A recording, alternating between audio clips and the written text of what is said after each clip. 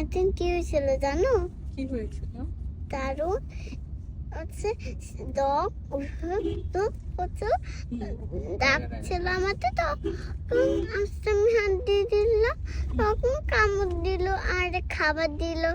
ডগটা কখন হাত দিয়ে তারপরে কেউ খাচ্ছিল ডগটা, তারপরে উপরে দিয়ে গেল, তখন দিতে হঠাৎ রক্ত বের হয়ে যাচ্ছিল। তো হসপিটালে সেলাই করে ঠিক করে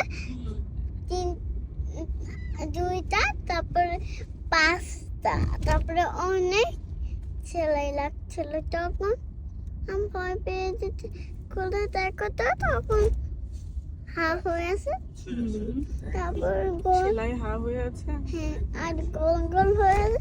তখন আবার আমার অনেক ব্যথা লাগছিল। তাই?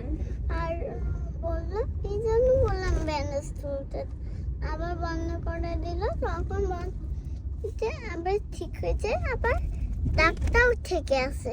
তখন দাঁত থেকে গেছে? হ্যাঁ, আর থেকেছে আবার অনেক ব্যথা পাচ্ছিলাম এই জন্য। তাই? হ্যাঁ, ওকে।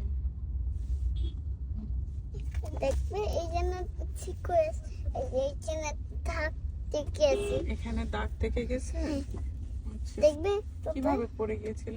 এই যে এখানে কামড় দিয়েছিল, কে কামড় দিয়েছিল? ওই ডগটা। এই যে এখানে একটা, ডগটা কামড় দিয়েছিল? এই যে এখানে একটা, এই যে দেখবি হুম। ছোটটাই, এই যে কামড়টা, এই যে হ্যাঁ হ্যাঁ, দেখা যাচ্ছে তো।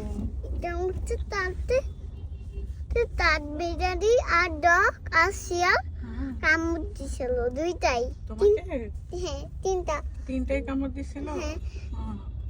আর ওদের দাঁত ছিল তো, তো কামড়াতে আমার রক্ত বের হয়ে গেল।